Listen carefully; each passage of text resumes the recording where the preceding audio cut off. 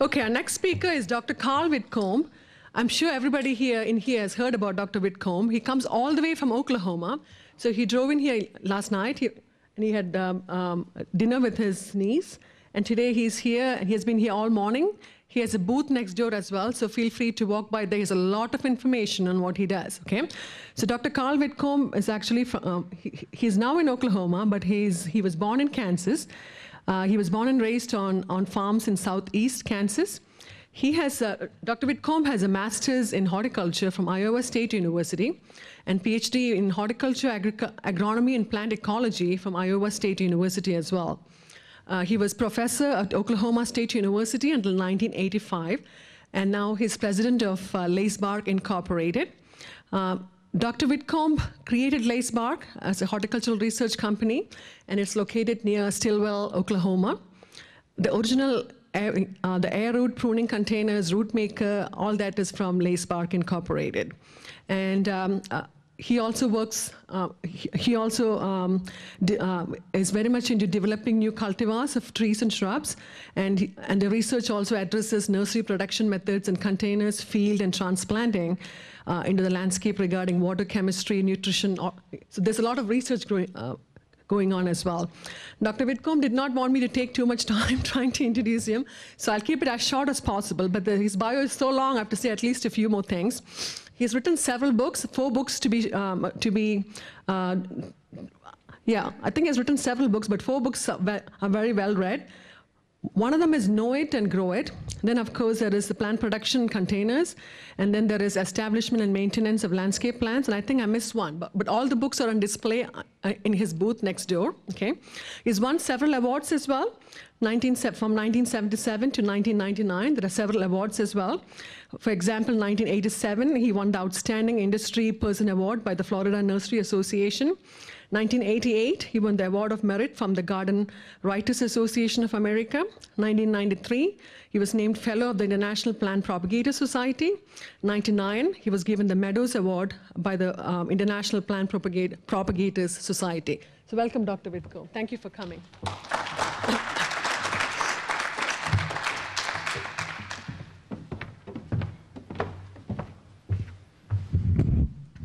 Well, thank you. Good afternoon. How's the volume? About right? Okay. All right. Well, what you see is what you get.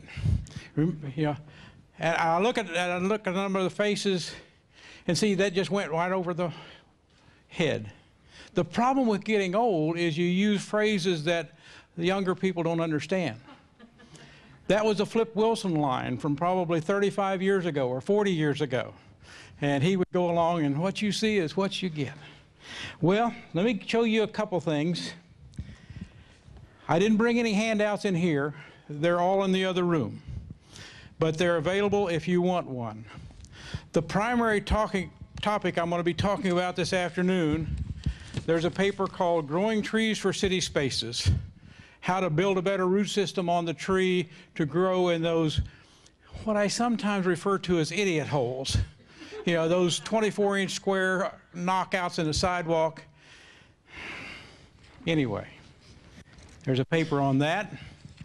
The other paper that we'll get to here in a little bit in terms of the slides and further talk is entitled Seedling Development, The Critical First Days. You can modify, if you do it right, you can change the root structure of a seedling on about day 3, 4, 5, and it'll never be the same again. If you miss that opportunity, you can't go back.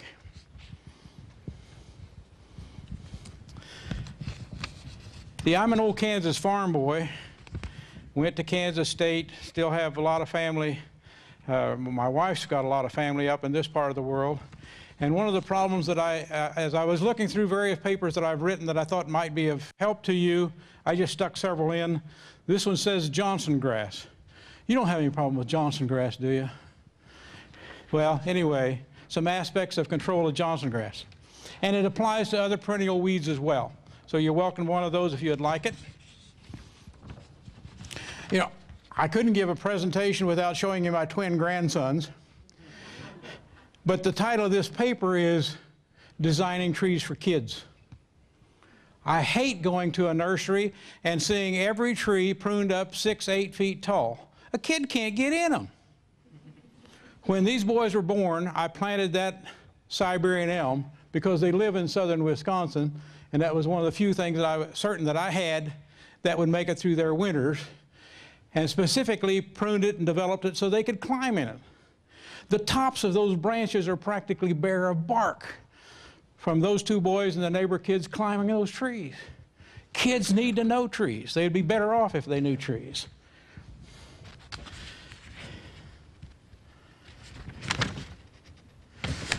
There's another paper out there that you're welcome to that's called Practical Landscape Specifications. I mean, again, this is all based on research that's been going on. Well, I've been in the research game since, well, let's just say quite a while. There's a book order form out there if you're interested in any of the books that I've written. There's a paper called Solving Iron Chlorosis Problems. This is incredible. This is one of those things, when I sleep, I sleep. You know, when I go to bed, within 3 minutes, 4 minutes, I'm sound asleep. I don't dream, I don't, none of that other stuff. But when I'm awake, I'm thinking. One of those things that occurred to me about 22 years ago was, what if I did this? I'm full of what would happen if? And I took some chlorotic pin oak trees in alkaline, gooey red clay there in Stillwater, Oklahoma. Tried this treatment on them. The trees are now, instead of being 4 or 5 inch trees like they were at the time, they're now 14, 16, 18 inch diameter trees. They're still in that same alkaline, gooey red clay. They've never been treated again from that one treatment. This is pretty amazing. Get one of those if you'd like to try it.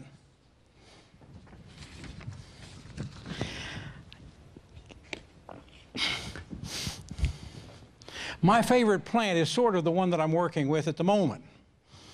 But one of my favorite plants is crepe myrtle. Lagerstromia indica is an incredible plant. There's a sheet out there of the 8 cultivars that we have patented and released that are on the market. There's a DVD that's about 20 minutes long that takes you through some of the development processes that we did. This is thanks to my son. I don't do that sort of thing, as you can tell. I use this modern color slide technology. There's a paper called Crepe Myrtle, a Summer Show-Off.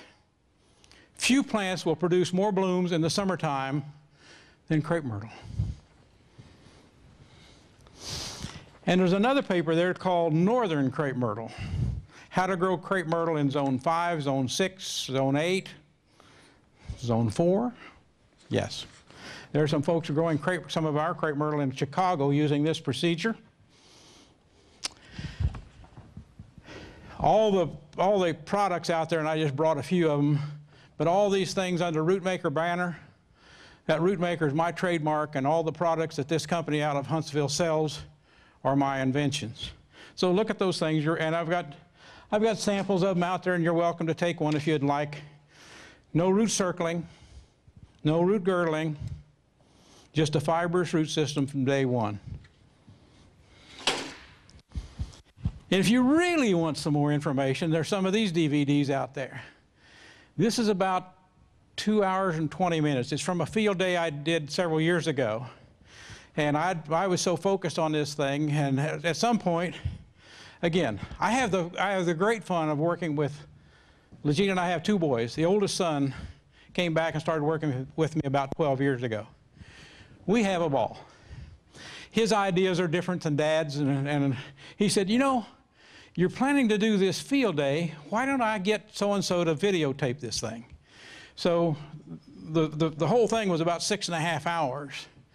And he wanted me to edit it. And I said, I'm not going to edit it. You do it. So he cooked this down to about 2 hours of all the things that we went over on that day. If you wonder how in the world does somebody get in such a crazy position that I'm in at the present time, you can read this cheap little black book. It costs you $5. That's what it costs to print. It's my autobiography. And it takes you through a whole array of things, and even a little bit into some of the legal cases that I've gotten involved with. You realize I've been an expert witness in some 250 cases. I have yet to encounter, don't tell them this, I have yet to encounter a lawyer that knows come here from Sikkim about plant science. I can lead them around by their nose, and it's been fun. I'm writing another book. The other book, that it'll probably be another year or two, is called A Speck of Trespass. How brilliant scientists allowed a fungicide to be contaminated with a minuscule amount of the most potent herbicides man has ever made. That's a fun story. The thing that's taken so long is that for every half a page of text, the bottom half of it is footnotes. Because I am documenting every single, this is what this judge said on this date, and here's how you find it if you want to refer to it. Because I know DuPont isn't going to be happy with me when they see that. The other book that would probably help you, this is the last regular book that I updated. It's called Establishment and Maintenance of Landscape Plants. This is all based on science, research, not old wives' tale, because a whole lot of things that are promoted over and over. I've quit taking all the gardening magazines because I get angry at saying, wait a minute, that's not the way it works at all, darn it. Down at the bottom it says, science, not speculation. You ask the plant, and this is a phrase that I use with my students over and over again. Let's ask the plant. Well, how's it going to respond? I don't know, but let's ask the plant. You ask the plant and they'll tell you. You expose those plants to 3 treatments, 5 treatments, and they will tell you which one they like best. The biggest experiment I've ever done had 720 treatments in it. Consumed about 2.5 acres of a former student's nursery in Florida. Fabulous. Tremendous amount of information. Thank goodness I knew a fellow in statistics that was able to analyze, because otherwise the human mind can't handle that. But anyway, that's enough about that piece of it.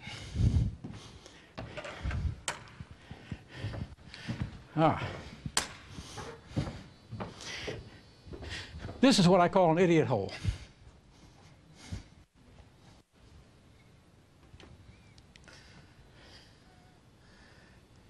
Here we go. All right.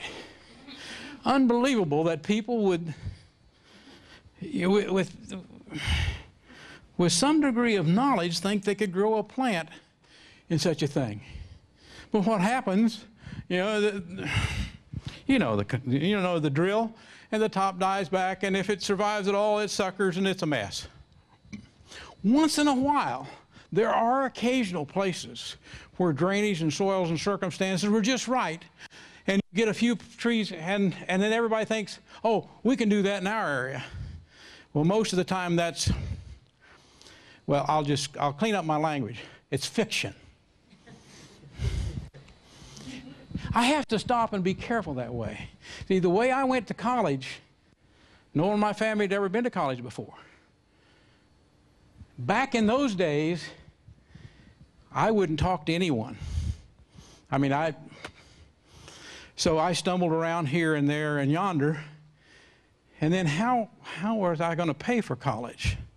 So what I ended up doing, I worked on a construction crew for Archer Daniels Midland Company. I would work on that construction crew for 15 months and then go to school at K-State for 9 months, and then back to 15 months, and it was a traveling construction crew. Fabulous experience that has come back to assist me time and time and time again. Yeah, I have the fun every now and then of somebody, in fact, it's probably a year and a half ago now, a guy called up and wanted to order a book. I said, where are you located? He said, well, I'm in MEXIA, Texas. I says, oh, you're in Mejia. I said, which side of town do you live on? You're on the black soil on the east side of town, or on the sandy soil on the west? How in the world would you possibly know that? Well, because I built a feed mill there one time. And so all that travel has been fun in so many ways. I could get sidelight very easy. Let me get my pointer out here. I've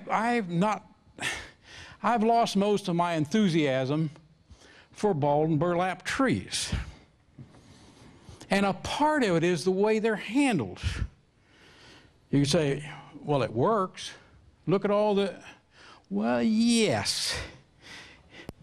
But is it just survival that you're after, or are you after performance and long-term longevity? Well, you read all these things about how short-term the life of many trees are. But see,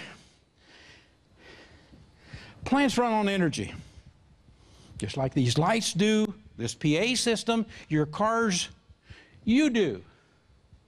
Everything runs on energy.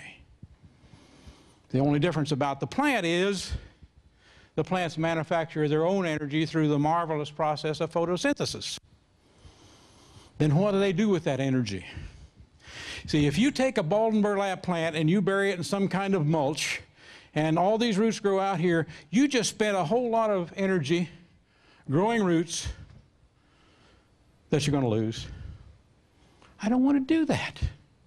I'd much rather take that plant, let it above ground, and do something different with it, or at least wait and harvest it as late as I can, and then put it above ground, and then not put any mulch around it, and air prune those roots at the face of that burlap. It's all about energy. And the energy distribution in a plant goes like this: flowers, fruits, leaves, stems, and roots. Flowers, fruits, leaves, stems, and roots. Flowers and fruits and the productive seeds. What's the number one objective of every organism, everywhere, anytime? Reproduce the species, you're darn right. Because if you don't reproduce the species, you're soon known only as a fossil. You gotta reproduce the species. So that's the focus on the flowers and the fruits.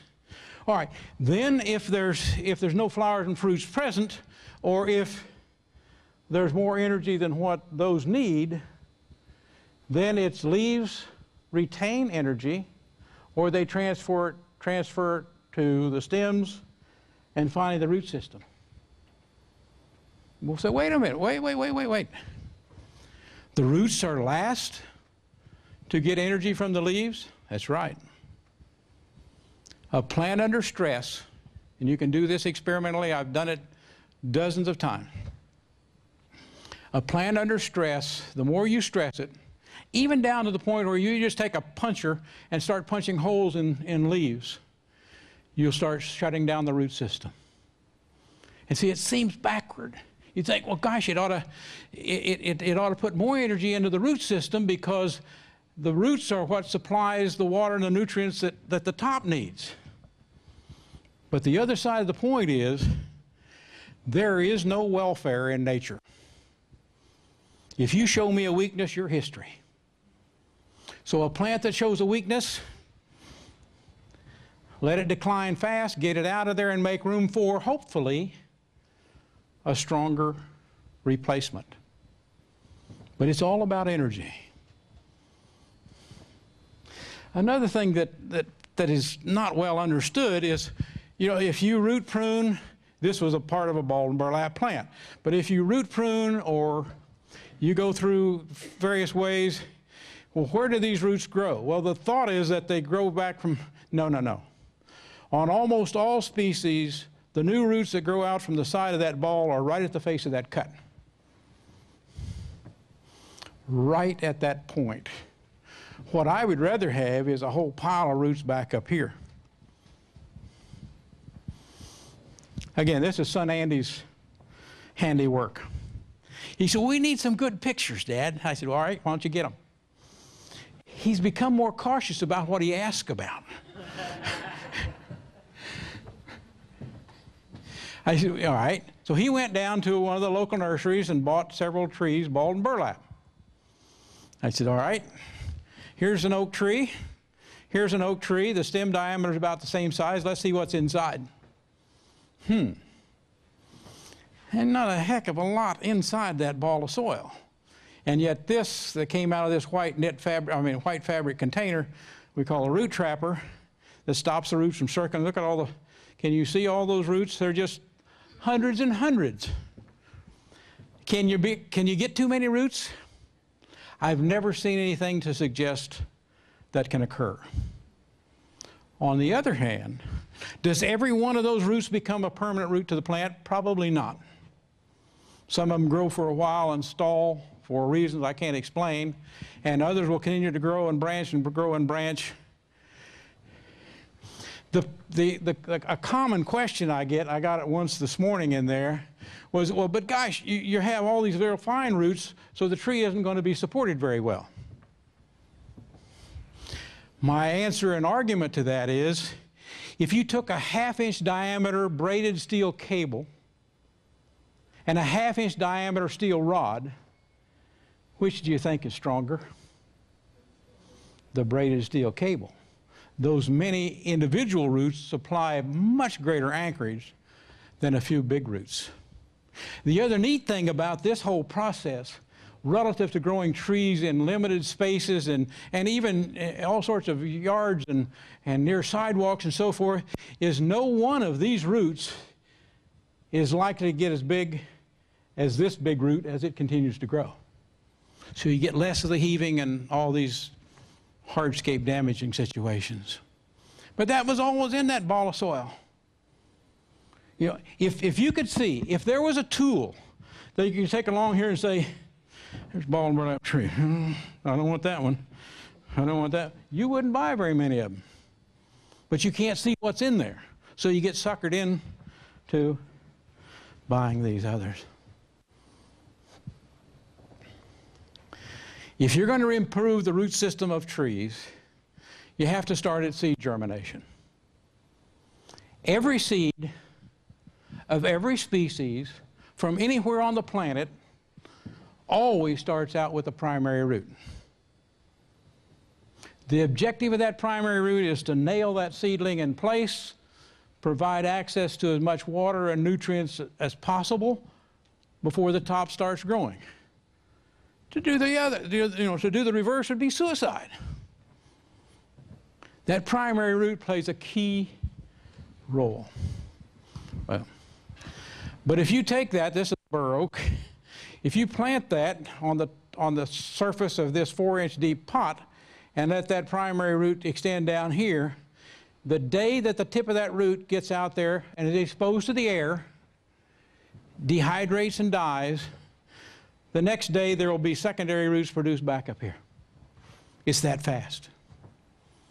But you can't go back. You either do it this way or you live with what I call antiques.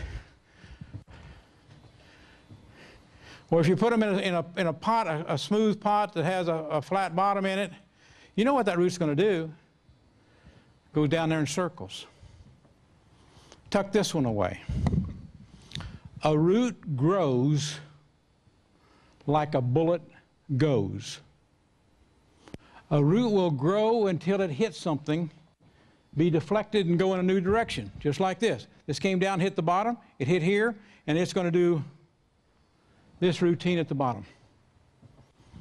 It's like, but see, if you took a steel shell or a steel jacketed shell and fired it in a room with steel walls, what's it going to do? It's going to hit here and ricochet in a new direction, hit there and ricochet in a new direction until the energy's spent. It's exactly what a root does. So if you want to know what's going to happen when it goes over against that wall or concrete or whatever it is, there's your answer. And even plants you root from cuttings. Look at this. This is an elm, a lace bark elm cutting stuck down here. At the very bottom of that, there's a lot of less than desirable materials out there on the market. This one, they cut a hole in the middle, but there's a little rib about a 1/4 inch wide all around the outside of that hole. See like a root? It went down, zoop. Terrible. Once that root is deformed, it will forever be deformed. Again, there was a lot of information. Well, yeah, when we plant it, they're going to straighten back out. It doesn't happen. I dug up way, way too many trees to ever be suckered into that again. And sometimes, this was a nursery in East Texas. The guy had a bunch of 2-gallon live oak trees grown from seed. He said, oh yeah, I grew these myself. All right. I said, well, I've got to do an autopsy on a few of them. I do a lot of autopsies. But look right here. There's one clue right at the very top. See this root? But you look at that. That's pretty good. But his concern was they'd hit and he said they just quit growing. He said, no matter what I do, I've even shifted some to 7, 10-gallon container, and they still don't grow. Look what was inside. There's that root at the very top that you saw a moment ago. The seeds had been germinated in these, what looks like a milker, you know, a tube. Well, it was this diameter, and there was a big opening at the bottom. Well, those roots did all sorts of things, and right there at my pocket knife was where the bottom hole was. Nothing grew out this way, nothing grew out this way. They had become so congested in the middle. Roots need room to function. Simple as that. When they run out of room, you stagnate the process because you restricted the energy production of the top, and there you go. And if you take that and plant it out in the landscape somewhere, it's probably going to be on its side at some point. You can tell from the vehicles back here, there's been a while.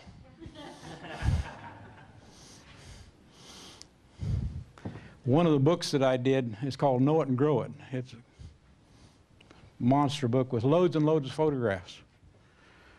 Try to find pictures of trees that you want with no people and no cars in them, because they date things like crazy. You know, hairstyles and all these other things proves quite a challenge. Yeah, Shumard oak, or it may have been northern red, I'm not sure which now. But here, you know, seed germination, a day later, down here, a day later, can you see this brown? There's a brown tip at the very bottom. So 1 day, 2 days, dehydration of the tip. By the 3rd day when I took these up, it's already started. It's like youngsters, babies. It's amazing what they can take. It's amazing the versatility and the responsiveness. It's the same way. This very young soft tissue is very responsive to secondary root branch development. If you miss that opportunity, you can't go back. This is a southern red oak, same thing. But you have to do it in such a way. You can't just go in there and say, well, I'm going to grow these in the bed and I'm going to undercut them. No. You undercut it. Look right here. This was air prune, and then here came another one and another one. There are 3 or 4 primary roots trying to reestablish. It will attempt to redevelop that taproot, and you're kind of back to square one. Plus, if you cut that open, what have you done? You cut your finger and just say, well, so what? No, you normally do something and put a Band-Aid on it, or some Neosporin is what I keep around. Because that open wound is an ideal opportunity for colonization by whatever pathogens that's in the neighborhood. Now, what's the objective of the pathogen? To find a place to have lunch and reproduce the species, the same as for everybody else. And so you creating open wounds there is not good. What you see, this happens to come out of an 18-cell root maker tray. You look at the outside and you say, well, that's it. Yeah, it looks pretty fair, but look what's inside. It's what's inside that counts. The more roots, the better. Think of it this way. One root tip, and the bulk of the absorption of water and nutrients occurs right at these white root tips out here. One root tip can absorb X amount of water and nutrients and supply the top per hour, per day, per week, whatever. But if you have 50 root tips, wow. If you have 500 root tips, oh, bigger wow. It all goes off in a positive way. I did this just, I had not actually made this comparison until, about 4 years ago. I was asked to give a talk out at a Far West show in Portland, Oregon. And I was curious. These are catalpa. I use catalpa as a test plant a lot. It's easy to grow. It grows very uniform. It's about as aggressive, if not more so, than an oak tree. And the roots are white, so they show up when you photograph them. Whereas those roots of the oaks, as they age a little bit, they turn tan, and it's hard to tell the roots from the mix and sand or whatever else. So anyway, but these were this size out of an 18-cell root maker tray. And I transplanted some. I actually transplanted these, and then 4 days later these, and then 4 days later these, and then this is what came out of the tray. That's 12 days of root growth. I used to joke in class that I would ultimately like to be able to grow a plant in such a way that all I have to do is plant it green side up. We're very, very close. It's all about energy. It's root development. All this garbage that's sold to you, marketed to you when you plant things. So you put this on, you put this fertilizer on, it'll make the roots grow. Well, after some period of time, that's probably true. But in the short-term establishment phase, it has no effect at all. The energy has to be already in that tissue. You can't wait. You plant it. You can't wait for the nutrients to be absorbed, sent up to the leaves manufacture the energy, come back down. By then, you're days, weeks, or something down the road. If you want to be able to plant it in such a way that you get this tremendous amount of root growth, the energy has to already be there at the time you put it in the ground. I bet you couldn't identify that plant because you've never seen a red bud with a root system like that. Most red buds have, there's a little carrot and five secondary branches off of it, because that's all you get with the old bare root garbage. I'm letting my bias show, aren't I? I've been doing this since, as an old farm kid, I used to transplant things and grow things, and then I got into the research game, and it's been a blast. Absolute fun. One of the things I look back on was stumbling into Iowa State University, getting a super guy as a major professor, ending up in a class of a phenomenal statistics professor that had a little short Englishman that had spent a bunch of time in Kenya at some British outpost and loads of practical experience. I look back and think, oh, thank you, Dr. Jowett. All those experiences and things that help you build stronger experiments and design them better and make improvements. But that's a phenomenal redbud root system. If somebody would reach around there, I don't think that's in focus, or somebody put something in my coffee at lunch. There you go, that's better. But if you grow something in these sleeves, these things are fairly popular. If you grow it in here and then transplant it out, look where the roots grow. They grew straight down. I don't want them down there. Where's the best growing conditions in the soil? In the top 4, 6, 8 inches? It's up here. To aim those roots down there, wait a minute. I'm missing out on a viable opportunity. As opposed to if I grew it in this, then I get roots growing in all directions as well as down. And that's the whole idea. And if you see a plant that you see a crack around, it's been transplanted, it's growing all right, but you see this, it's a wad or a knot, and it's not going to do very well. Do it again, please. Thank you. Yeah. Old smooth round containers. Wow. I'd like to take them all and make bumper blocks for parking lots or something else useful out of them. See, I'm so old, I go back to when plastic pots first became used. I left Iowa State and went to the University of Florida in 1967. At that time, they were using what they call food cans. A number 10 food can is about the size of a 1-gallon container. They would punch 4 or 5 holes in the bottom and dip the whole container in some kind of sloppy paint, let it dry, and then plant into it. To get the plant out of there, you had to have a special can cutter. And you talk about nasty. Those cut edges of that metal, wow. And the roots just circled like everything. Then we got plastic pots. They didn't last but 6 months, 8 months, and then they're all falling apart. But nonetheless, plastic pots. And everybody thought, well, once I take that out of there and plant it, those roots are going to go back in a normal fashion. It didn't happen. And there were a lot of trees from that vintage that grew a while, and here came, long before Hurricane Andrew, some other good wind came along and they got to start over.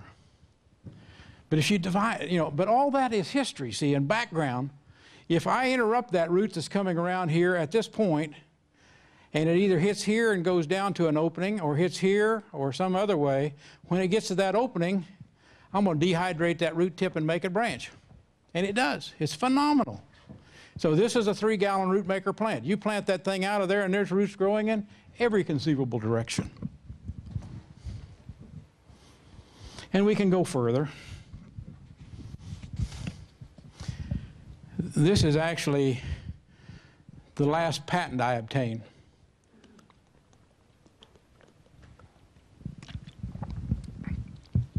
I applied for it in 2001. I got it last August. There are some dumb patent examiners, but I won. This is a fabric that is coated white on the outside. By having this white on the outside, I dropped the summer temperature of the sidewall of that container about 20 to 25 degrees. Huge difference. Temperature is the #1 enemy of growing plants in containers. The optimum temperature for root growth for many species in this neighborhood of, the upper 60s to low 80s. Black plastic containers exposed to the sun, 120 degrees is not uncommon. 130 I've seen. You say, well, yeah, but I'm not, you start arguing. Or the naysayers, oh, well, that doesn't matter. How long do you think, if you took a black plastic container and set that out in the sun in June, July, August, September, October, how long do you think the sidewall of that pot has to be exposed to full sun to kill the roots on that side? Let's ask the plant. So we did. We grew a whole series of plants, and they were surrounded by 2 by 12s up to the top of the pot and wood strips. There was no sun hitting those containers all season long. And then in September, we had no idea. We took them out of there and exposed them to full sun for 15 minutes, put them back. 30 minutes, put them back. An hour, I think the longest we went was 4 hours. In 15 minutes, the roots on that sunny side of the container were dead. So if a plant is grown in a container at a nursery and one side gets exposed to the sun, then it's picked up, well, we're going to get this order ready. Your order gets picked up and set on a loading dock, and another side gets exposed to the sun. Then you get it, and it's unloaded at the landscape job, and maybe the other side gets exposed to the sun. You say, damn, I wonder why those trees died. It can be that dramatic. So heat is lethal on roots. This is the same material on the bottom as on the sides. This is not my favorite anymore. fact, I've got one out there. These hold water extremely well. You don't have to water them as often, which is great. And for something that likes lots of water, they're happy. But what I was seeing with redbuds and a few other species that don't really like extra water, so what I had them do, I said, well, see if you can make this to where about 1.5 inch or 2 inch strip around the bottom of this vertical wall is not coated. That worked great. So the bottom of the container is always where it's wettest. So down there where it tends to be too wet, we encourage water exit and dry out. Up here where it tends to be drier, we conserve water. It's a neat product. Amazing. When those roots grow out and hit that sidewall, yeah, again, there's fabric on the inside, and this is a coating on the outside. Well, one of the things that took me a long time is people, ultraviolet light is such a lethal thing to a plastic surface, any surface. I had to go back and figure out the chemistry and say, look, let's make plastic this way, or add these things to the plastic to get it to tolerate the ultraviolet light more. Then once we got to that point, then we began to coat these fabrics in various ways, and one thing led to another. But when a root grows out and hits that fabric, the tip will extend into that fabric just shortly, a very short bit. And then when the tip of that root can no longer extend, it'll cause it to branch just as if I air pruned it. It's not as fast, but it works in exactly the same way. So here was a root that came out. At some point here it hit the fabric, and then it branched, and then these are going to hit the fabric. You can produce a tremendous amount of fibrous roots without any root circling. It's great. How many roots? That's about a 4-inch diameter. That happens to be a Chinese pistache tree, but we can do it with oaks and elms and you name it. How many roots? I don't know. Naively, several times I've thought, I want to do this experiment and then count the number of roots. I end up just writing down lots. I have actually done some things where I took a 2-inch square piece of cardboard and randomly placed it here and there and counted the number of roots. But even that's a challenge. What's up here got to have support down here. This is part of that field day, that Root Maker DVD. I simply cut the side of that white container, added a piece of fabric, and made a bulge out here 14 days before the field day. All that root growth is 14 days. See, it's all about energy. It's about those roots being there. If all that root has to do when you plant it is extend, that's a quick response.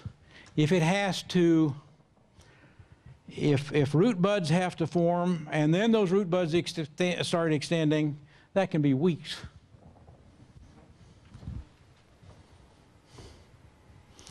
It's interesting to take a chainsaw and cut into those root balls. You get one cut with one chain, because the mix that I use has sand in it. You want to make another cut, you get another chain. So you don't do this too often. But it's just masses of fibrous roots. Some of these will stagnate. Hundreds of thousands will grow out here in various directions. This is the other new product, one of those things that, sitting there drinking coffee one morning, I thought, well, what if we design this sidewall of this container with these little funnels that project out? And I've got a sample of this over there too. But these are 1-inch squares. Each one of those things is 1 inch square. And these little funnels extend out about 3/4 of an inch. So any root that grows out and hits that sidewall gets directed in one of those funnels. When it gets to the tip of the funnel, it dehydrates and dies, and it branches. Now, one of the things, I didn't bring that paper. I should have. It's online. If you want to read 50–60% of what I've written in various papers go online to lacebarkinc.com, and Lacebark is on all that stuff. Lacebarkinc.com, and look under papers or publications. My son keeps that up to date. And there's an article in there called the 4-inch rule. And the 4-inch rule is that if I prune a tip of a root here, how far branch back from that point of air pruning does that root make secondary root branches? It's about 4 inches. Some species has had more, not many less, but about 4 inches.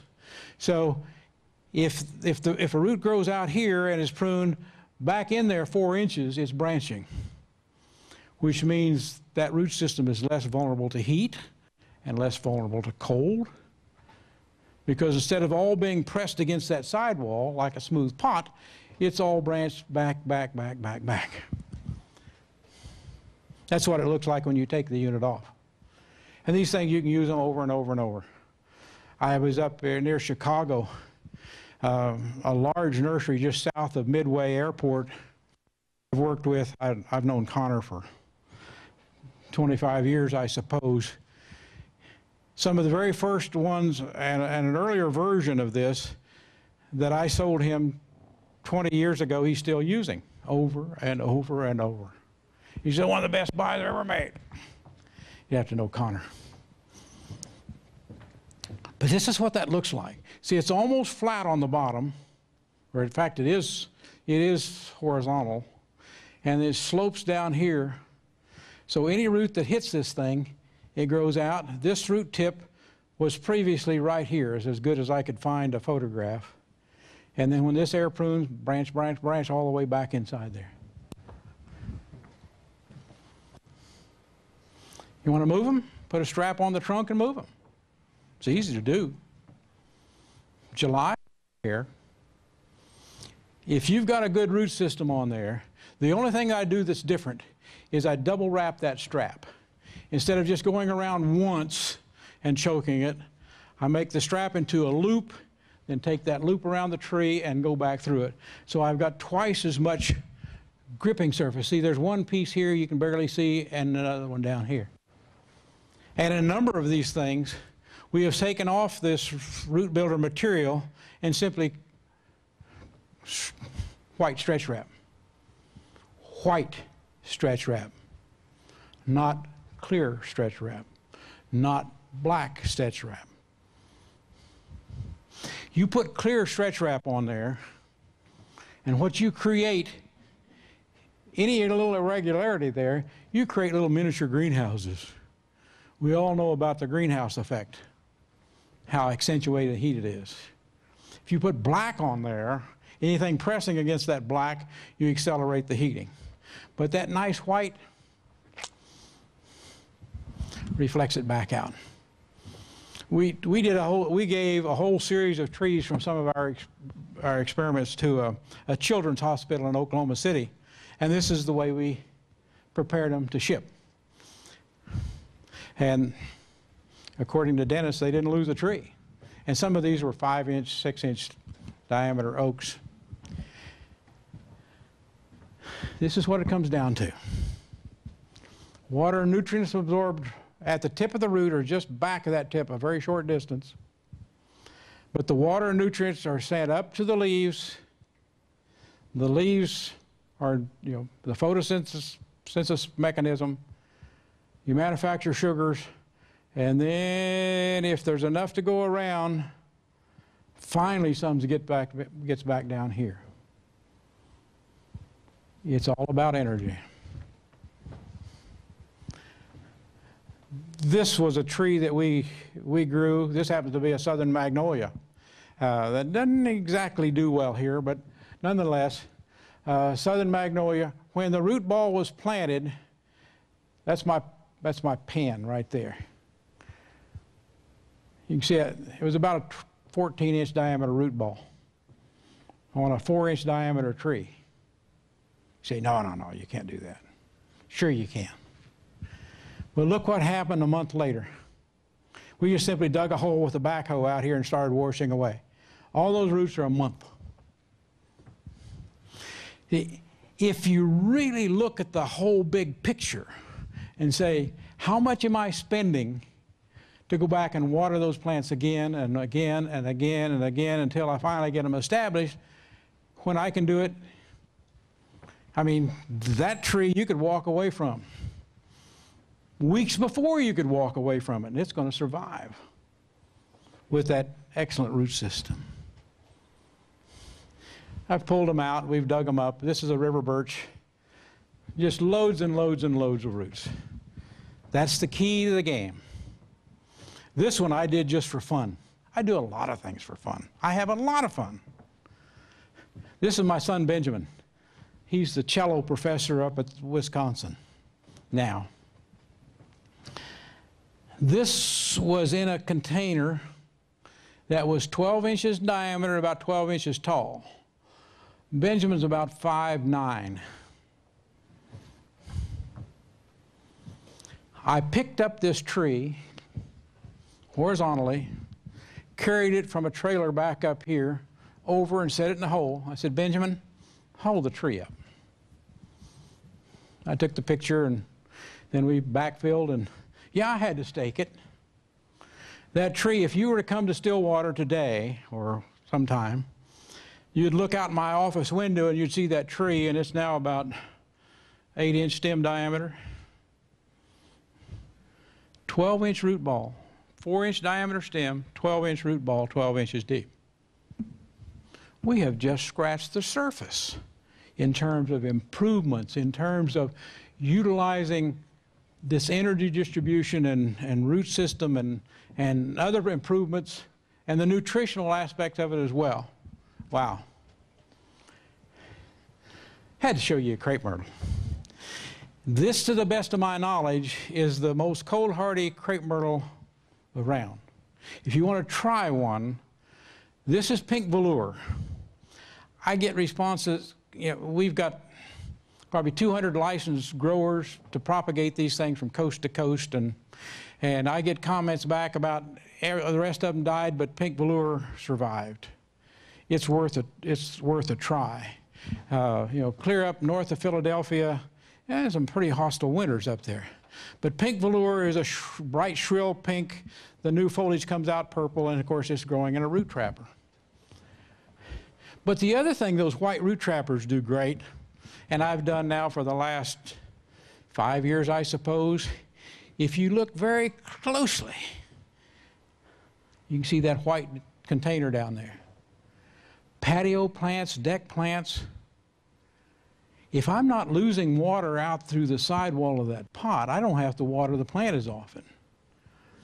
Well, yeah, I'm sort of like not quite like the cobbler's kids has no shoes, but I'm like the horticulturist that doesn't remember to water things. So this has really made a world of difference. And I've done all sorts of things in there. And they start off, and boy, as the season grows, but it's lower temperature here, reduced water evaporation, and you get a lot of happy plants. That's dynamite. That's red rocket. Sometimes we get tops of red rockets where the base of one of these flower clusters from here to the tip will be as much as 24 inches. Just massive cherry red. And it's almost as cold hardy as is pink velour. This is Rhapsody in Pink. This is the newest one that we put on the market about 4 years ago. If you want to try one, if you can find them, because there's Greenleaf and various other nurseries are really getting into growing this one. It has some unique features about it. The new growth, the light is such you can't see it, but the new growth on Rhapsody in Pink is purple, like a purple leaf plum or barberry or something like that. So you get a color contrast with green foliage in the landscape when it first leaves out, produces leaves, I should say. The other neat thing about it is, and that would apply to you, you're in this geography, Rhapsody in Pink, where I am in north central Oklahoma, will be in full bloom, significant flower show, 3.5 weeks before the others, which means it doesn't take as much heat to get it triggered to bloom. And one of my test plots for these crepe myrtles had been in Topeka, my sister-in-law's place. You know, why not? And she's interested in plants too. But I haven't planted any of those there. But I know they will bloom earlier. It's sterile, it produces no seeds. But the neat thing about it is that was totally unexpected, but since then we've made some progress otherwise. It will send up a panicle of blooms. There comes another panicle and another panicle. When that panicle of blooms, the flowers age and finally drop, and the flowers stay attractive much longer because they're sterile. They're not producing seeds, see? So all the energy stays in the flower. When those flowers finally drop off of that first panicle, immediately it starts forming new flower buds where the old flowers were. So this thing, once it starts blooming, for us in late June, it's a constant flower show till frost. No roller coaster ride at all. It's worth a try. Now, every crepe myrtle that I have developed, every one of that I have grown, and that's roughly 500,000 seedlings, are all descendants from one old plant that used to be downtown, near downtown Stillwater City Hall. That's where I got my first seeds. Every seed can come from there, except for one batch from China that we found to be very inferior. So, but from that first plant, now think this one through. From that first plant back over here where I collected those first seeds in the fall of 1985, we've grown one generation, took the best plants out of there, a second generation, a third generation. Some of the plants that Andy and I planted in the field last June and July were 17 generations downstream from the original parent. And of course, each generation we're selecting for other features and traits that we are interested in and so forth. So 17 generations. Where were your ancestors 17 generations ago? Still scratching on the walls of caves in France, or I don't know, wherever it happened to be. But anyway, it gives you an idea. And with that, that's the last of the slides. If somebody has a question, I'll be glad to try to answer it. Let me turn the lights back up.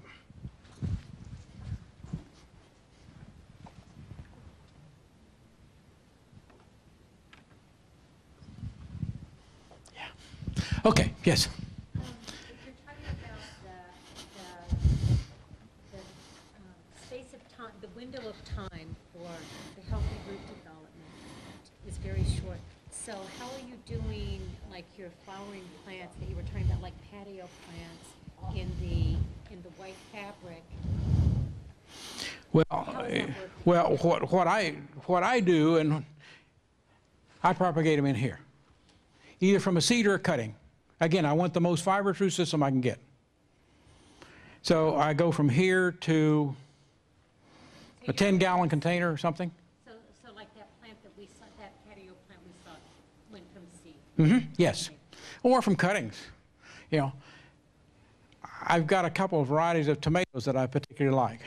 All right, last fall I took 10 cuttings off of each of those tomato plants, rooted them in the greenhouse, and they're in 1-gallon containers. This spring I'll propagate some more of those. Tomatoes root like weeds, and you can keep that particular genetic strain with no change on and on and on. But cuttings work great. Thank goodness for good mist systems and solenoids. Wow, that's allowed us to do so many things. Not everything, but many things. Other question? Yes, Prof? Yes, Prof?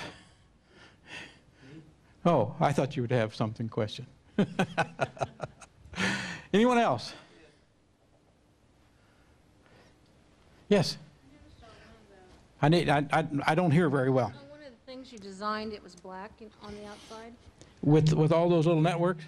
Why was that not white? Do you want it to die back 4 inches? Because it's polyethylene that is thermoformed, and we can't do it. We can't do it with the white. See, the other material, those other white containers, that's a black fabric that goes through a roller, and this 3 mils of this special polyethylene goes on the outside. The only reason conventional containers are black, a few are green and fewer other colors, but black is the least affected color by ultraviolet light. As ultraviolet light goes through that plastic, it's literally tearing up those molecules. And it's also a problem that's coming back to haunt some of these people that are producing various plants in various colored containers. Those light colored containers, they don't last very long. They've made some improvements, but, and see, so the flip side, I would say, well, why don't you just make a pot completely out of white? We did that. Years ago, we did that. If you grow a plant in a completely white container, and I'm sure they're seeing it with some of these other colored as well, and you're watering and the plants have plenty of fertilizer and so forth, and you knock that plant out of there, what do you think you see? You see a green algal slime that you cannot believe. That algae will outcompete the roots, the tips of the roots. Whoops. Sorry about your coffee. You were done with it, pardon me. Your fabric, that lets enough air go through so you don't have the algae problem? No, no, because it's black on the inside, see? Yeah. The black on the inside and white on the outside, that's good, yeah. Anyone else?